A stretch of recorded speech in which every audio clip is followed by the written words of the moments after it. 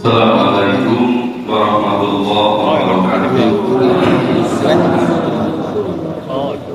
Alhamdulillahi nahmaduhu wa nasta'inuhu wa nastaghfiruh wa na'udzu billahi min syururi anfusina wa min sayyiati a'malina. May yahdihillahu fala mudilla lahu wa may yudlil fala hadiya lahu. Asyhadu an la ilaha illallah wahdahu la syarika lahu wa asyhadu anna Muhammadan abduhu wa rasuluh. Allahumma shalli ala Muhammad wa ala ali Muhammad kama ba'du.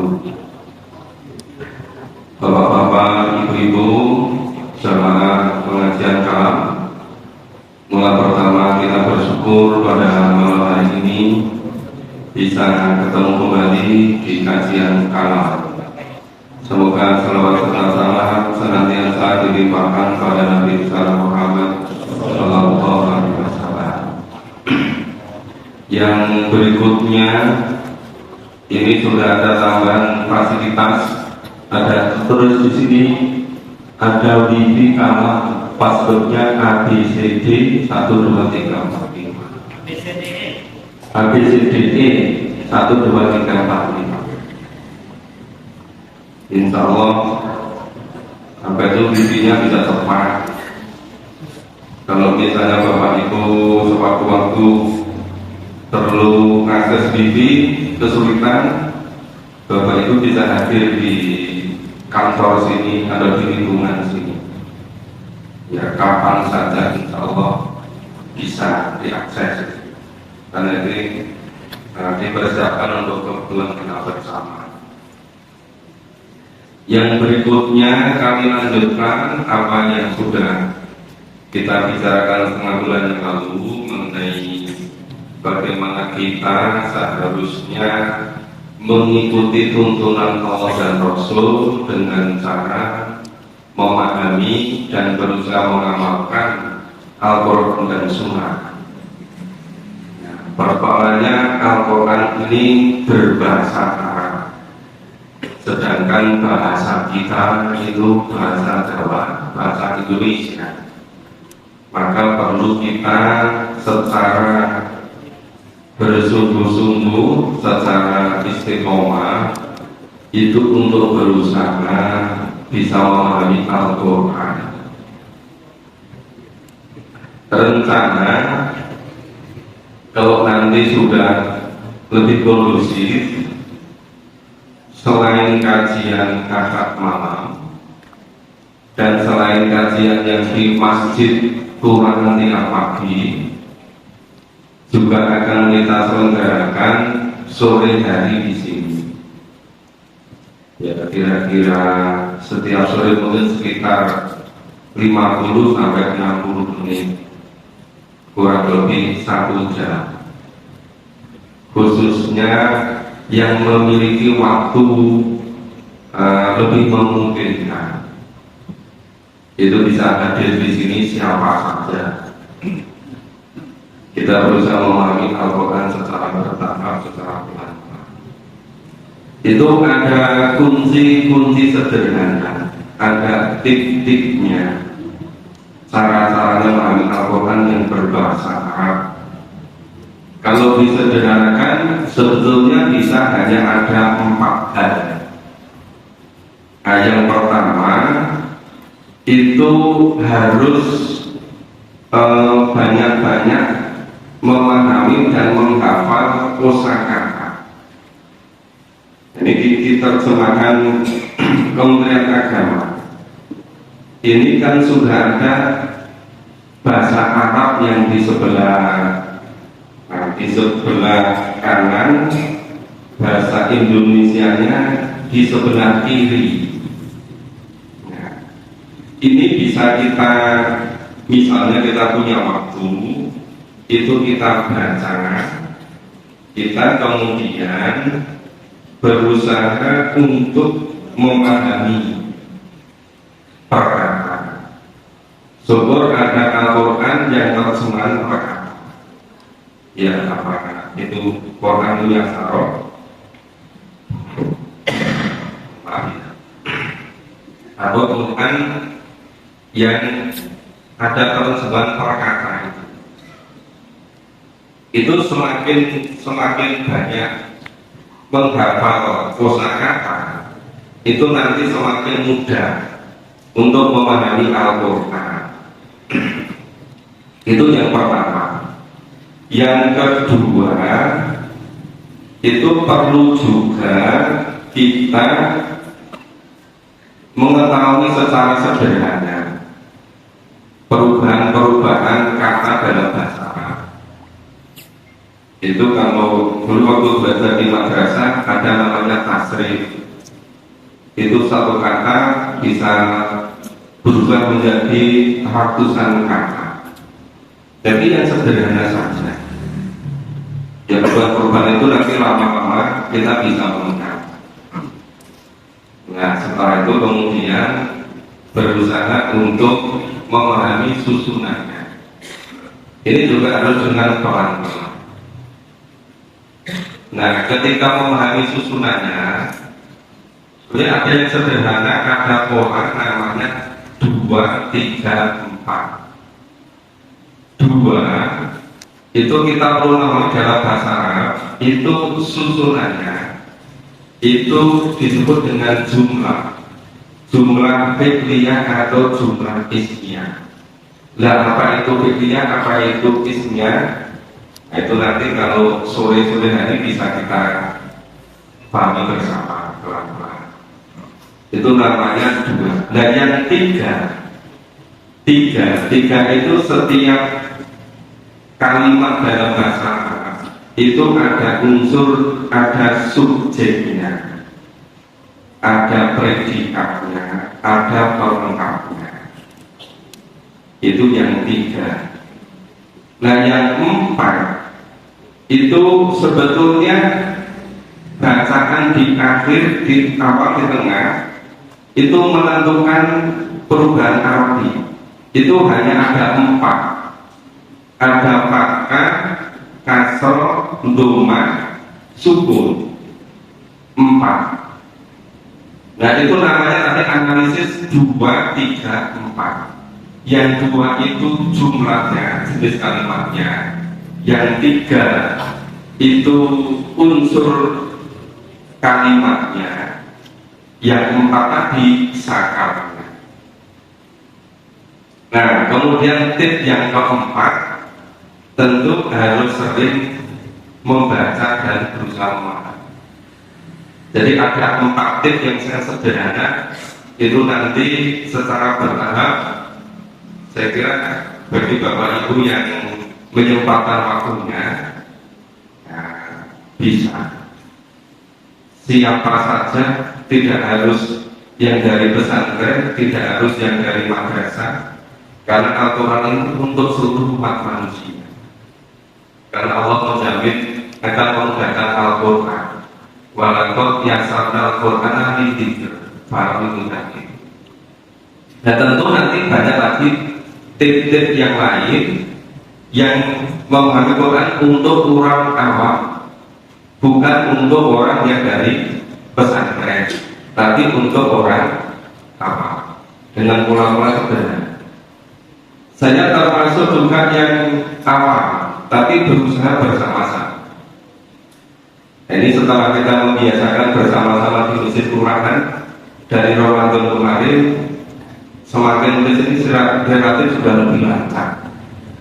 Apalagi nanti kalau ditambah sore hari di sini, insya Allah akan lebih cepat lagi. Jika nanti kalau sudah waktunya dimulai, tapi ini baru dipersiapkan, Bapak Ibu bisa mengikuti, bisa bersama-sama.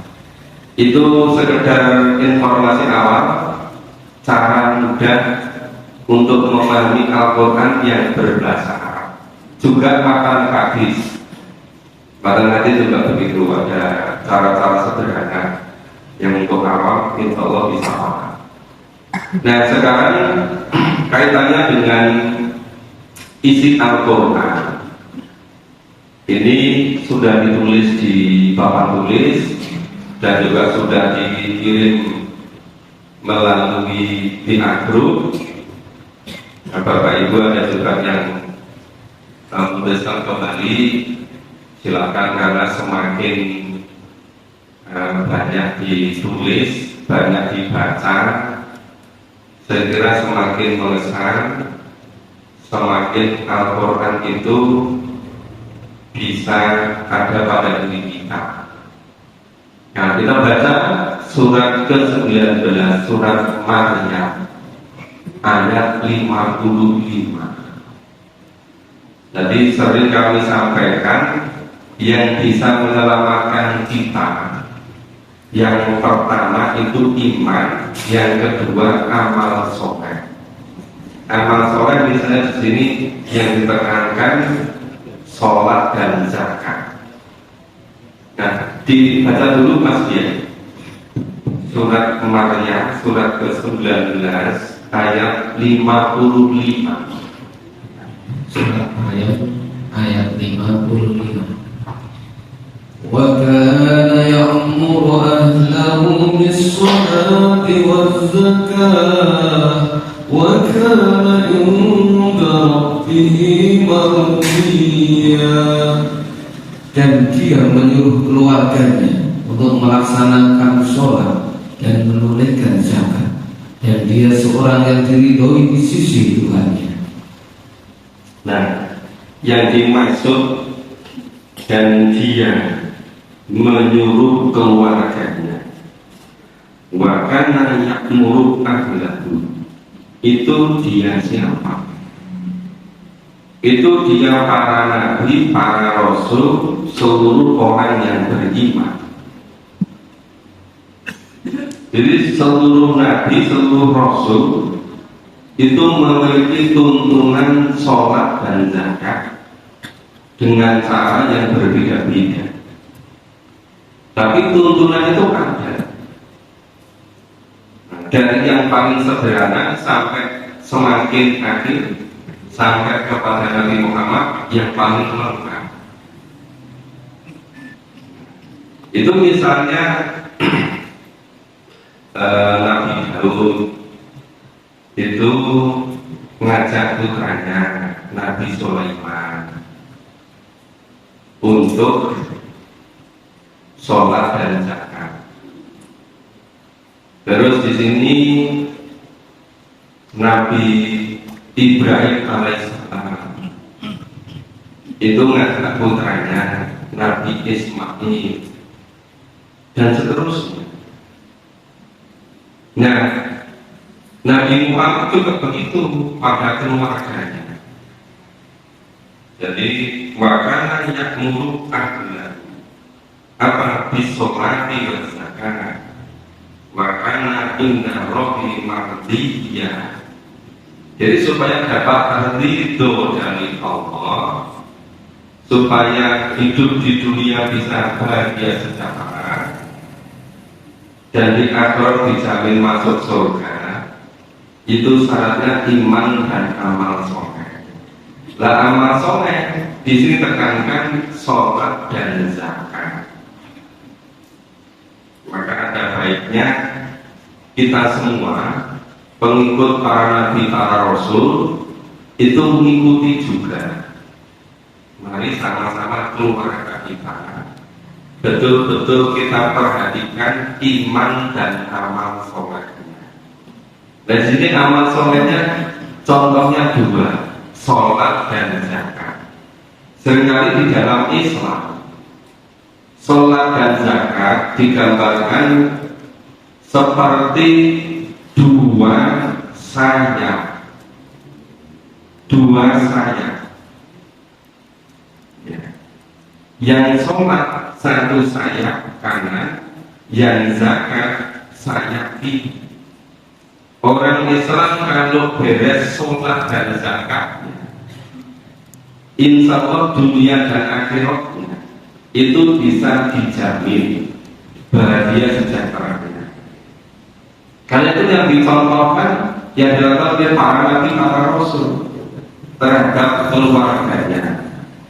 Nah, karena kita ini semuanya mengikuti nabi, mengikuti rasul, mari kita sama-sama untuk mengajak juga pada keluarga kita masing-masing, terutama mengenai iman dan amal soleh. Nah, ketika nanti kita betul-betul ahli kita, keluarga kita, anak cucu kita itu iman amal solehnya betul-betul bisa mengikuti Nabi dan Rasul, itu dijamin nanti memulai kedudukan yang tinggi dan dijamin juga masuk surga. Ini yang di surat 52, surat atau ayat 21. Nah, bisa dibaca.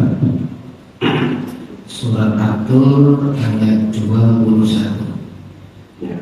والذين آمنوا واتبعتهم ذريتهم بإيمان ألحقنا بهم ذريتهم وما ألتناهم من عملهم من شيء كل امرئ بما كسب رهين. Dan orang-orang yang beriman beserta anak cucu mereka yang mengikuti mereka dalam keimanan, kami pertemukan mereka dengan anak cucu mereka di dalam surga, dan kami tidak mengurangi sedikit pun pahala amal kebajikan mereka. Setiap orang terikat dengan apa yang dikerjakannya. Bapak Ibu, ini jaminan dari Allah. Ini kepastian dari Allah. Jadi syaratnya waladzina amanu, orang-orang yang beriman. Jadi imannya harus betul-betul murni, harus bersih, tidak bisa dicampur dengan kemusyrikan, tidak bisa dicampur dengan kemunafikan. Tidak boleh setengah-setengah, tidak boleh juga campur dengan keraguan dan kekafiran. Tapi betul-betul beriman. Waladzina amanu. Kemudian wattaba'athum dzurriyyatuhum. Diiman. Kemudian imannya tadi diikuti oleh anak cucunya. Jadi bapak ibunya beriman, anak cucunya mengikuti beriman. Nah, orang beriman yang diikuti oleh anak cucunya itu dijamin oleh Allah yang al-haqna bihim dzurriyyatuhum. Al-haqna bihim dzurriyyatuhum. Allah akan menghubungkan, Allah akan mempertemukan mereka. Mereka siapa? Mereka orang-orang yang beriman dengan anak cucunya, dengan zuriyatnya, dengan keturunannya. Itu dihubungkan oleh Allah. Sehingga dihubungkan itu wama alatnahu min amalihi min syai'. Dan Allah tidak mengurangi sedikit pun amal mereka. Ini maksudnya apa kalau Allah menjamin al-haqna bihim dzurriyyatuhum?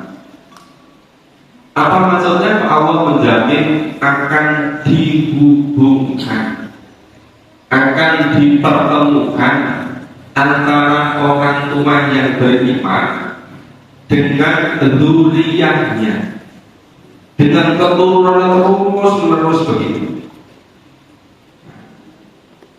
Itu ketika keluarga bapak ibunya itu iman amalannya bagus, mau di dunia mereka juga yang bagus, dzurriyyahnya ikut terangkat.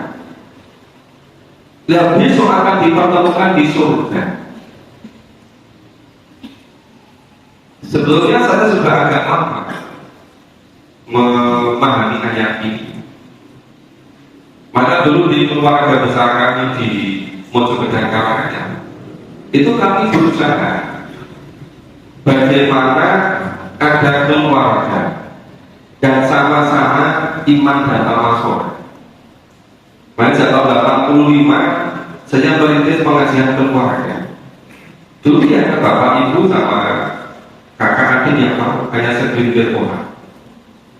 Lama-lama yang di pengajian yang di masjid, karena rumahnya gandeng sama masjid, lama-lama ikut. Tapi masih di rumah terus mengajar. Sahabatnya ikut baru dipindah ke masjid. Dulu masjidnya masih kecil gitu. Kalau dapat keluar kaki, semakin lama semakin banyak. Lama-lama masjidnya dibantu jadi agak besar. Ada semua 300-an meter harus dimasakkan untuk bikin masjid. Kalau lama-lama semakin banyak itu, semakin banyak akhirnya. Sebagaimana beberapa bulan yang lalu bapak ibu yang sudah ikut hadir ke sana, nah ada 6.000 meter sudah full untuk kegiatan. Ya ada gedung dakwah, ada untuk pimpinan sabar, untuk ranting, untuk seluruh amal usaha. Padahal awalnya dulu itu hanya segelintir orang. Karena sebetulnya ini loh terinspirasi, termotivasi oleh anak ini.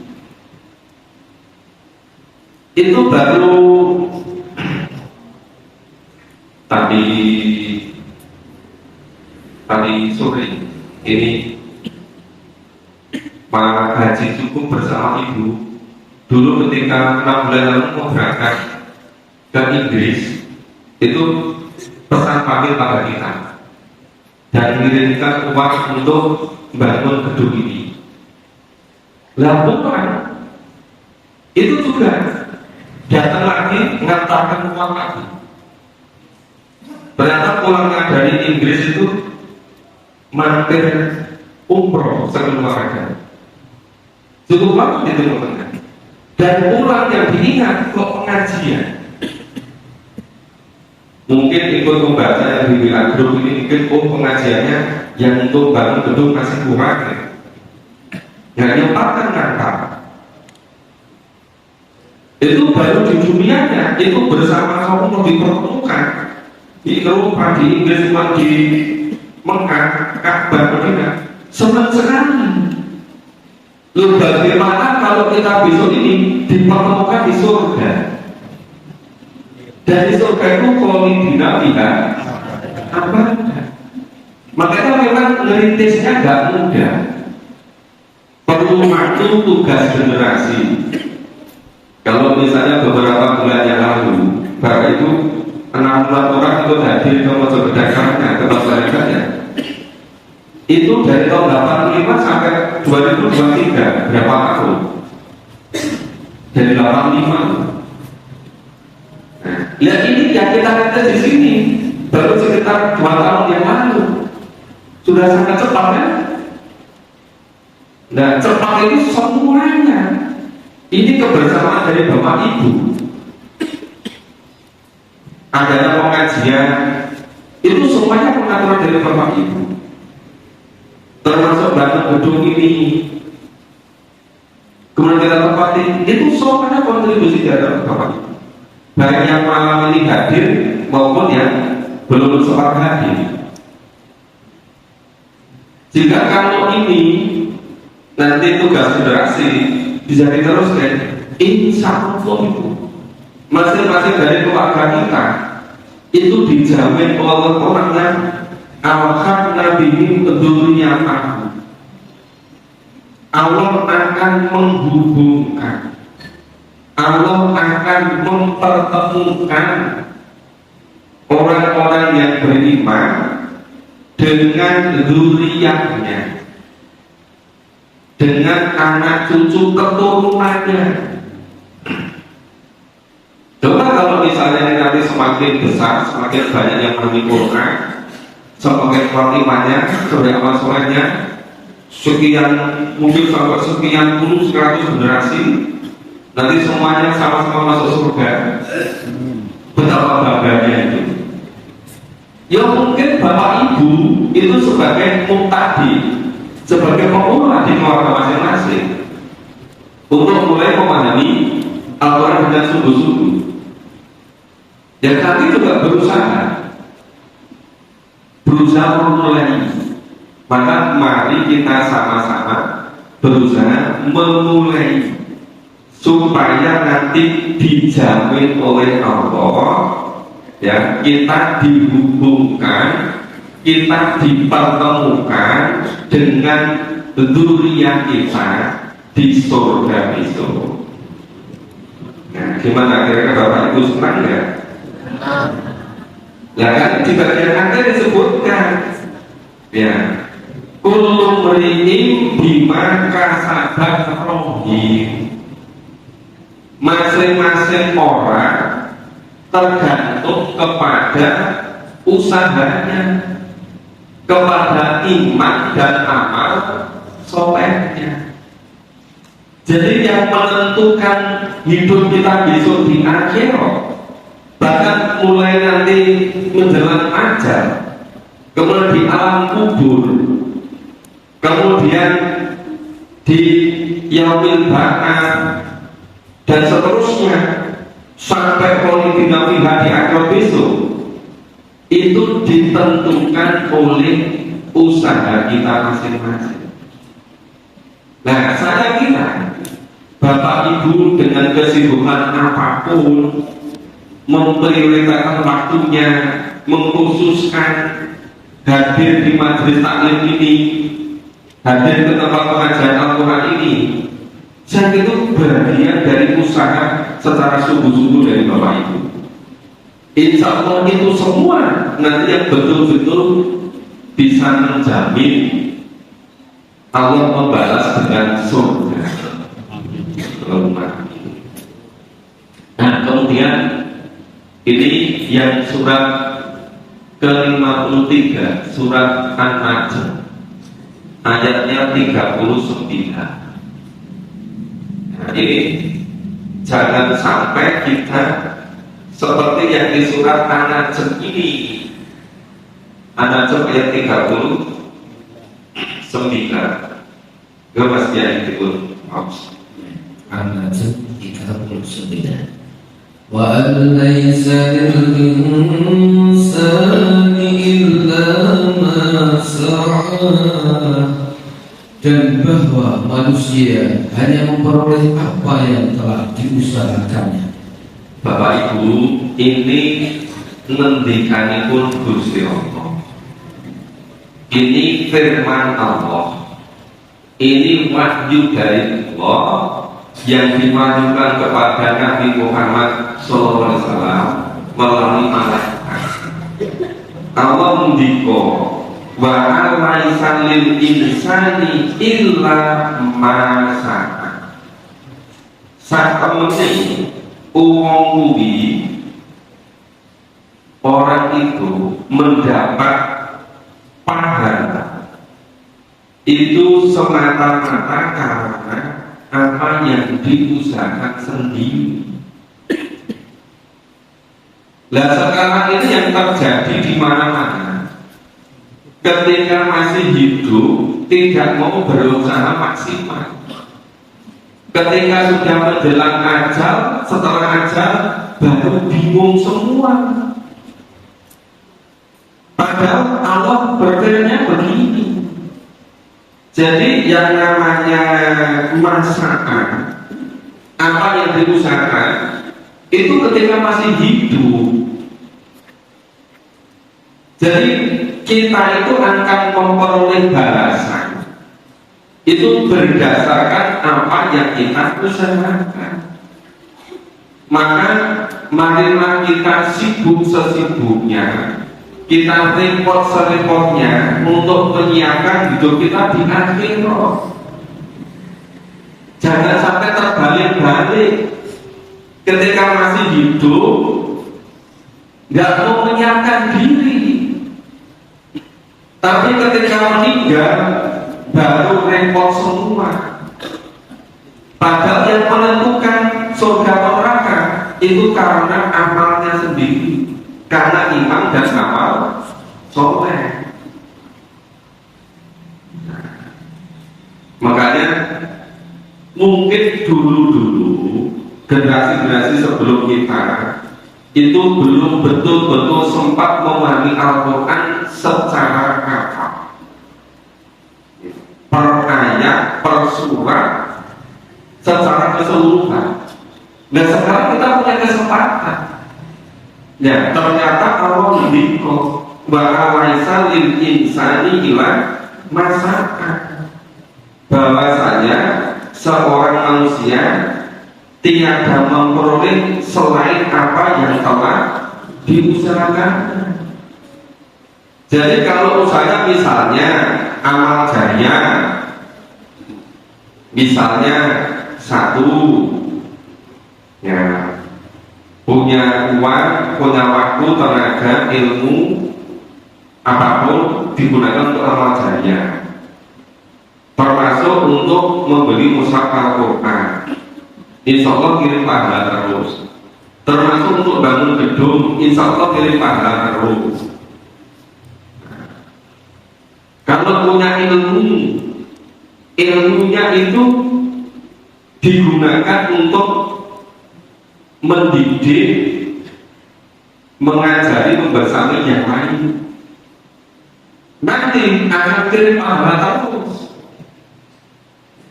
Termasuk juga dunia kita ajak bersama-sama supaya iman dan amal solehnya itu betul-betul terjadi. Nanti kita sudah kembali pada Allah, terus kirim pahala terus, berdoakan pada kita terus. Nggak tahu nanti sampai sekian puluh, mungkin 100 generasi. Makanya kalau bapak ibu punya HP, punya minat, mungkin baik juga nge-share kalau ada undangan jadwal pengajian, nah silahkan juga disampaikan pada yang lain. Mungkin dengan bapak ibu berkenan untuk menyampaikan undangan tadi, kemudian dari nanti bisa memahami Quran, bisa ada tempat pengajian, terus berbuat baik. Hasil berbuat baiknya itu bisa kirim pahala kepada bapak ibu terus. Dan itu bagian dari masalah apa yang kita usahakan, kita kerjakan. Maka kita sekarang ini itu kan setiap hari minggu, siang, minggu sore ada di antara bapak-bapak yang menyiapkan tempatnya ini, membersihkan, menyiapkan semuanya, ibu-ibu yang menyiapkan untuk konsumsinya. Sudah banyak orang semakin banyak yang terlibat. Itu semuanya bagian dari amal soleh. Itu bukan sederhana. Itu hal yang sangat besar di hadapan Allah besok di hari akhirat. Makanya hal semacam itu yang betul-betul akan menentukan kehidupan kita besok di akhirat. Karena apa yang kita lakukan tadi. Berikutnya surat Al-Asr. Ternyata waktunya cepat sekali, sudah hampir jam 9. Maka agak cepat sedikit dulu itu. Surat Al-Asr ayat 19 ya. Surat ke-59. Ini yang kita baca, kita pahami, jangan sampai kita termasuk seperti surat Al-Asr ini. Silakan Mas Ben. Al-Hasr ayat 19. ولا تكونوا كالذين نسوا الله فأنساهم أنفسهم أولئك هم الفاسقون. Dan janganlah kamu seperti orang-orang yang lupa kepada Allah, sehingga Allah menjadikan mereka lupa akan diri sendiri. Mereka itulah orang-orang fasik.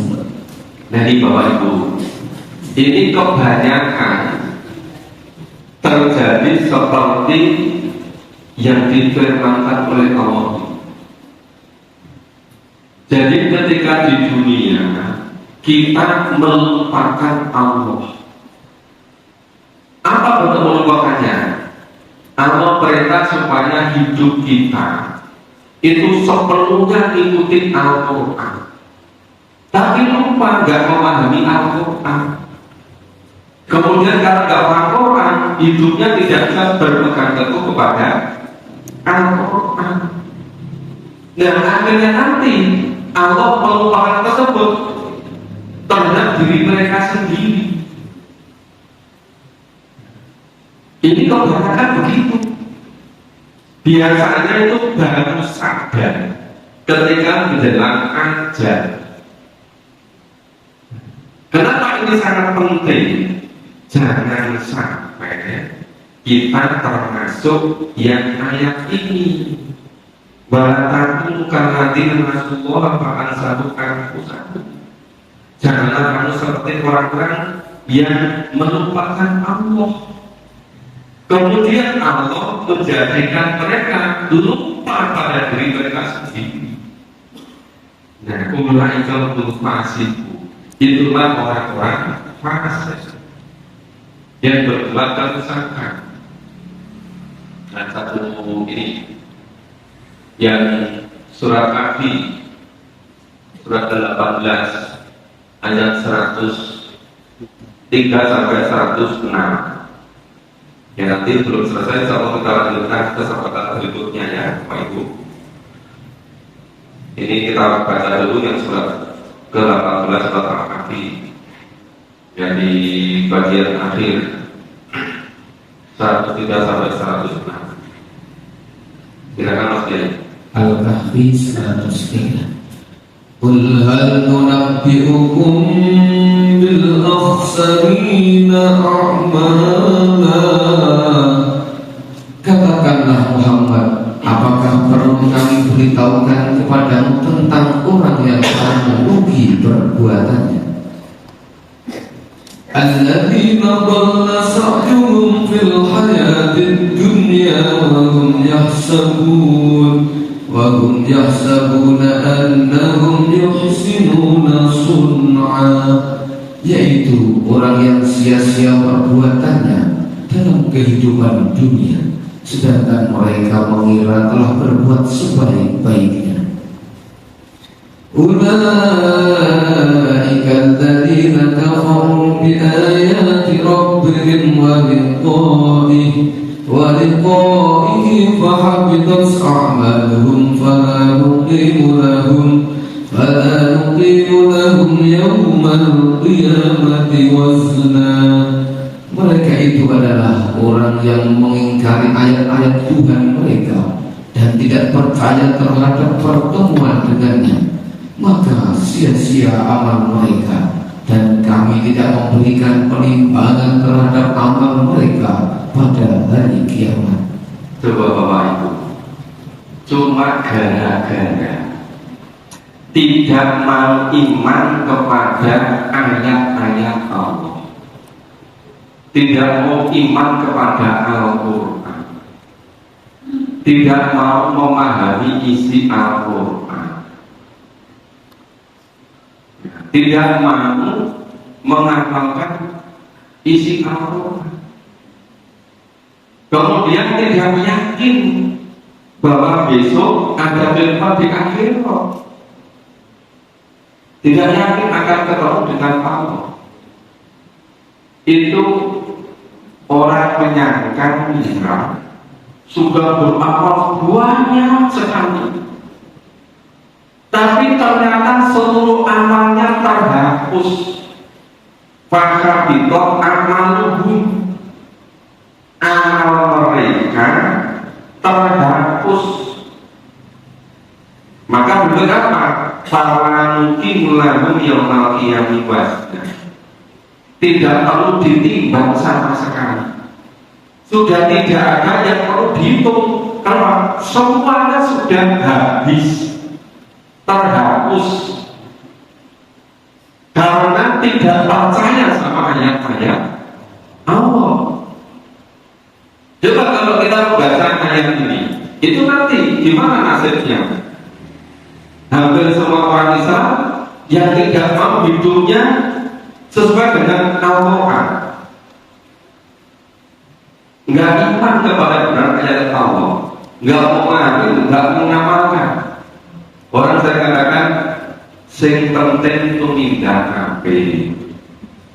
Yang penting berbuat baik. Padahal baik itu harus menurut Allah dan Rasul.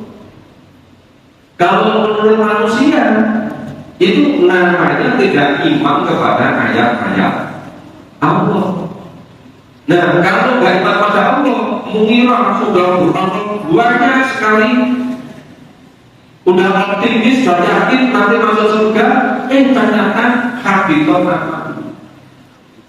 Seluruh pahala amalnya terhapus, sehingga tidak perlu lagi dihitung, tidak perlu lagi dihisab, karena dipastikan sudah fahabitat amaluhu. Nah, ini kan banyak terjadi di mana-mana. Orang nggak memahami Al-Quran, nggak mengalquran merasa tenang-tenang saja. Lepas Allah tipe begini, maka ini jalan yang betul-betul bisa memastikan, bisa menjamin kita harus betul yakin iman kepada Al-Quran, berusaha memahami, kemudian mengamalkan semaksimal kita. Jangan sampai terjadi ini yang surat Al-Maidah di ujung akhir ayat 5, hanya ujung akhir saja. Ini seperti yang ditulis Mas Imam itu keseluruhan. Iman itu yang satu potong bagian akhir saja. Surat Al-Maidah ayat 5 itu yang bagian satu potong akhir. Al-Maidah yang terakhir ayat 5. Iya. وَمَنْ يَكْفُرْ بِالْإِيمَانِ فَقَدْ حَبِطَ عَمَلُهُ وَهُوَ فِي الْآخِرَةِ مِنَ الْخَاسِرِينَ. Iya. Barang siapa kafir setelah beriman, maka sungguh sia-sia amal mereka, dan di akhirat dia termasuk orang-orang yang rugi. Ini banyak sekali juga itu terjadi. Rasulullah gambarkan ada yang sorenya iman, pagi sudah jadi kafir. Ada yang pagi iman, sore bisa jadi kafir. Kenapa? Karena imannya orang diopeni. Iman itu harus betul-betul dijaga. Iman itu harus betul-betul dipelihara. Orang yang nggak mau memelihara iman, nggak mau membersihkan iman, nggak mau memulihkan iman, ini bisa seperti ini. Ya, itu akibatnya apa itu? Maka kalau fakot habito ngamalu, terhapus juga seluruh pahala amalnya. Ya cuma mungkin dulu itu nggak sempat memahami ayat-ayat yang begini. Berarti banyak sekali yang begini. Itu seperti ini. Nah, yang surat Mukmin surat 40 ayat 84-85. Nah ini terjadi di mana-mana terus seperti ini ya. Jadi bagaimana kita bisa mengambil pelajaran? Surat ke-40 surat Mukmin ayat 84-85. Itu yang ditulis Mas Imam sepertinya lupa menuliskan nama suratnya. Kelewat. Ya, kelewat. Nanti disusuli ya. Iya. Biar nanti bisa untuk anak cucu berikutnya bisa dilihat. Silakan Mas Kiai, bahwa waktunya sudah habis ditambah sebentar. Surat ke-40 Ghafir ayat 84. Ya surat Ghafir atau surat Mukmin, karena namanya, karena satu surat namanya beberapa gitu. Kalau yang di Musafirnya disebut Ghafir, yang di terbitan dari Saudi, yang ini ditulis surat Al-Mukmin. Surat 40 dua ayat terakhir. Silakan Mas Kiai. Ayat 84. فلما رأوا بأسنا قالوا آمنا بالله وحده وكفرنا بما كنا به musyrikin. Maka ketika mereka melihat azab kami, mereka berkata, kami hanya beriman kepada Allah saja, dan kami ingkar kepada sembahan-sembahan yang telah kami persekutukan dengan Allah. فَلَمْ يَكُنْ يَنْفَعُهُمْ إِيمَانُهُمْ لَمَّا رَأَوْا بَأْسَنَا سُنَّةَ اللَّهِ الَّتِي قَدْ خَلَتْ فِي عِبَادِهِ وَخَسِرَ هُنَالِكَ الْكَافِرُونَ. Maka iman mereka ketika mereka telah melihat azab kami tidak berguna lagi bagi mereka. Itulah ketentuan Allah yang telah berlaku terhadap hamba-hambanya, dan ketika itu rugilah orang-orang kafir. Bapak Ibu, ini surat Al-Mu'min atau Al-Mu'min, 2 ayat terakhir ada 4 dan ada 5. Ini bukan hanya terjadi pada Fir'aun, bukan hanya terjadi pada Korun, bukan terjadi hanya pada hamba. Ini bisa terjadi pada siapa saja. Ketika hidup di dunia ini tidak mau beriman dengan sungguh-sungguh, imannya campur dengan berbagai macam penyakit-penyakit hati, nggak mau memurnikan, nggak mau menjernihkan. Ketika sudah melihat azab, melihat siksa, baru ingin beriman kepada Allah semata, nggak mau nyambut sebenarnya, tapi datang lambat. Itu sudah tidak diterima sama sekali. Makanya ketika kita semua sekarang ini masih ada kesempatan, marilah kita berusaha. Yang sudah-sudah ya sudah dalam masa lalu, bisa jadi yang menentukan akhir hayat kita ini. Makanya mari kita bersama-sama berusaha untuk betul-betul kita memahami dan berusaha mengamalkan Al-Quran. Nah ini karena sudah jam 9, insya Allah nanti di yang sejenis ayat ini masih banyak sekali. Nanti masih bisa kita ulang kesempatan berikutnya. Untuk malam hari sampai di sini, terima kasih, semoga bermanfaat. Mohon maaf kalau ada kurang dan salahnya. Waktu kembali kepada Pak Guru. Assalamualaikum warahmatullahi wabarakatuh.